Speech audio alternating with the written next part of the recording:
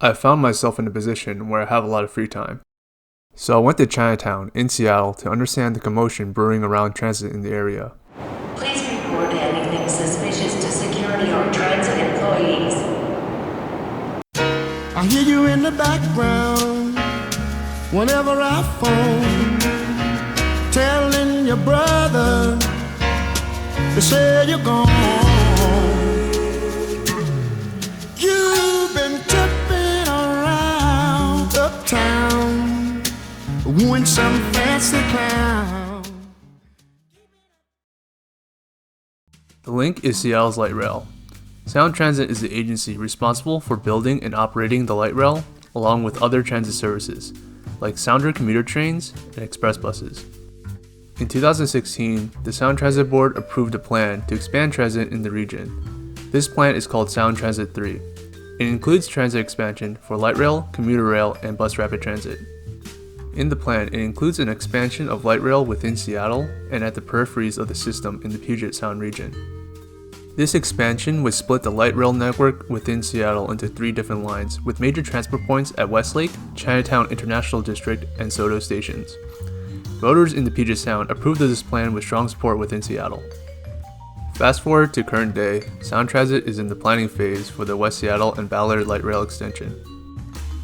The biggest controversy of this extension is the placement of the new Chinatown International District and Midtown Station.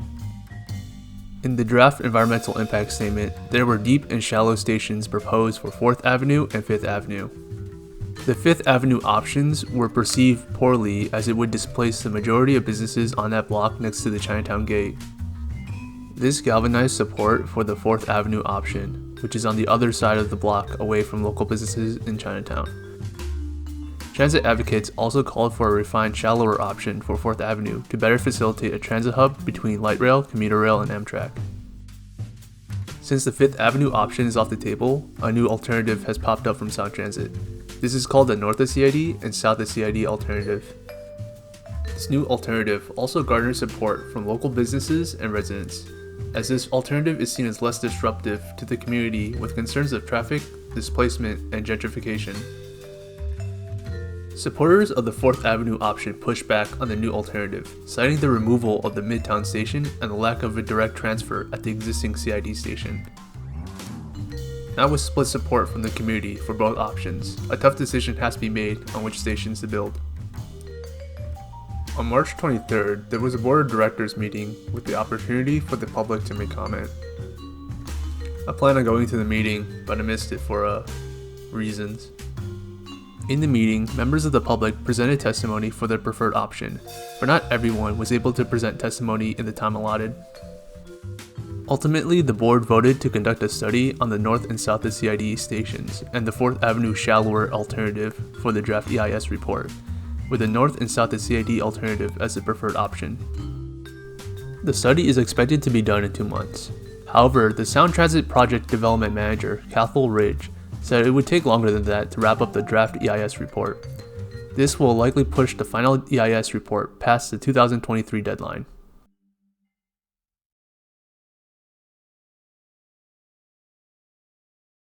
Going to station placement, the 4th Avenue option will include a CID station and a Midtown station. As the option suggests, the CID station will be located on 4th Avenue by the International District parallel to the existing CID station with the transfer mezzanine between the two. The Midtown station would be located on 5th Avenue between Madison and Columbia Street, with station openings on 4th and Madison and 5th and Columbia.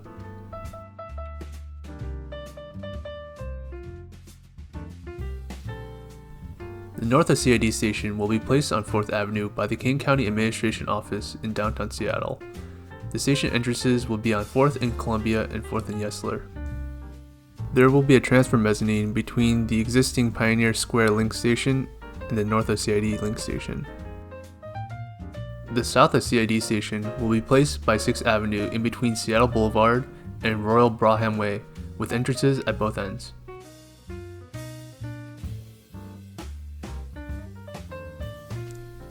So what's good with these options?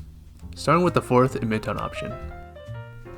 A major point supporters of this option mention is that it would facilitate a central transit hub in Seattle connecting Amtrak, commuter rail, light rail lines, streetcar, and buses at one location for easy transfers. In Sound Transit 3, the light rail system will be split into 3 lines in Seattle, and the CID station would be the first transfer point where all 3 lines connect for transit users going northbound through Seattle. The 4th Avenue station will be the closest station to the International District, making pedestrian access easier to the station. Transfers between light rail lines will be easier as the transfer stations are closer together.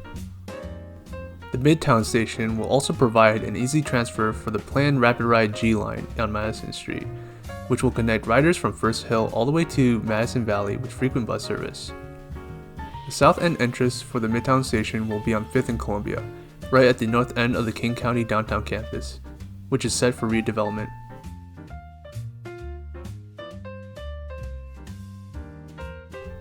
With the north and south of CID stations, the supporters of this option say that these stations would cause fewer disruptions to the residents and businesses during construction, as the noise, traffic, and pollution would be further away from the International District. It was also suggested that by having the stations further away from the International District, the gentrification effects of property development around the station wouldn't affect the neighborhood as much. Supporters also see this option as the cheaper and more expedient choice, as the cost and construction time estimates are lower. The north of CID station would be right by the King County downtown campus, and the station would have an underground passage for connections to transfer at the Pioneer Square Link station. The walking distance between rail transfers at this station are longer than the 4th Avenue station though. The south of CID station is close to the Stadium Link station, the Greyhound bus station, and T-Mobile Park. It's also expected that the site around the south of CID station would be redeveloped for transit-oriented development.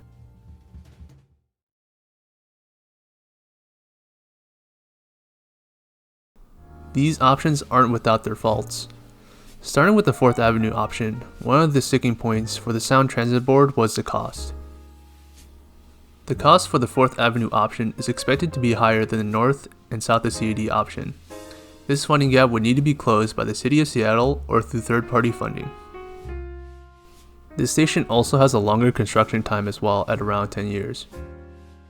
The placement of the station also draws equity concerns from critics. The International District has been negatively affected by infrastructure projects in the past, such as the freeway cutting through the neighborhood.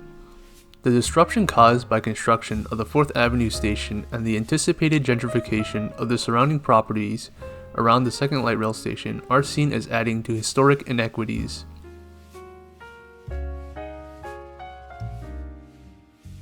For the north and south of CID option, the biggest criticism for this option is the placement of the stations.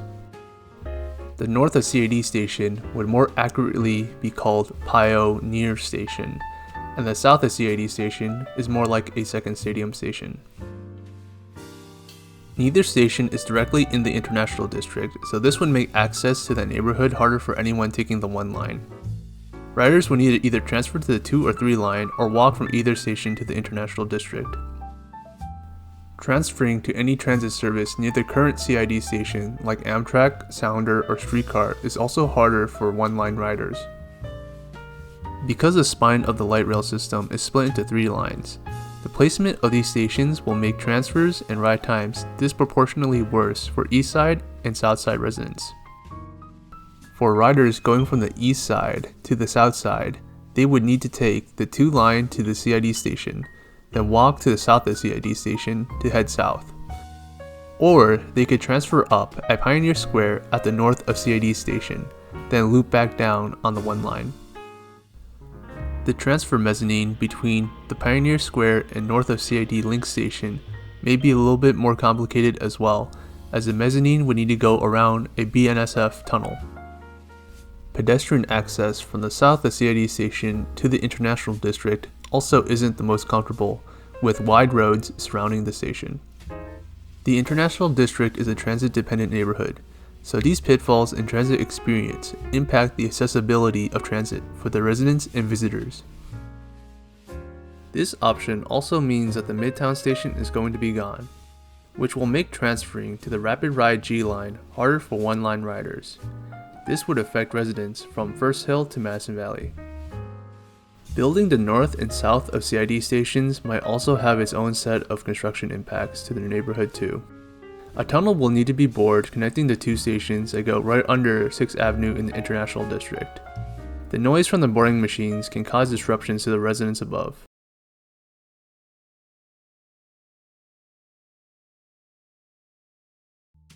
There are ways to improve some of the effects of these issues though. When it comes to the vehicle traffic from construction, proper traffic diversion and traffic calming measures can be used to lessen the impact of vehicle traffic in the area. For the traffic going southbound on 4th Avenue by way of 2nd Avenue, the traffic can be diverted to Alaskan Way.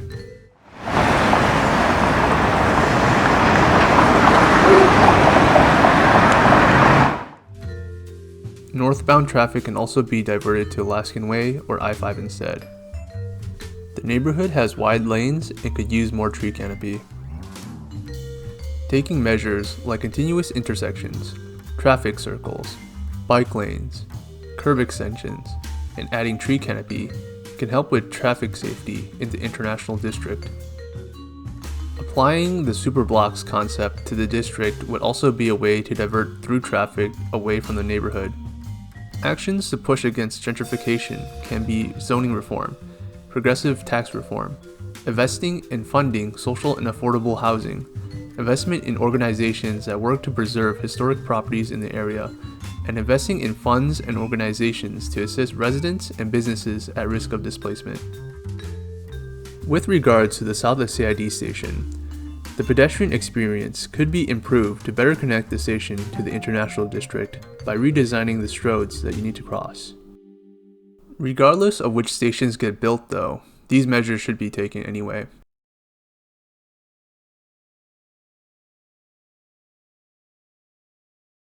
Going back to the Sound Transit Board meeting, the different station alternatives had their share of advocates among the board members.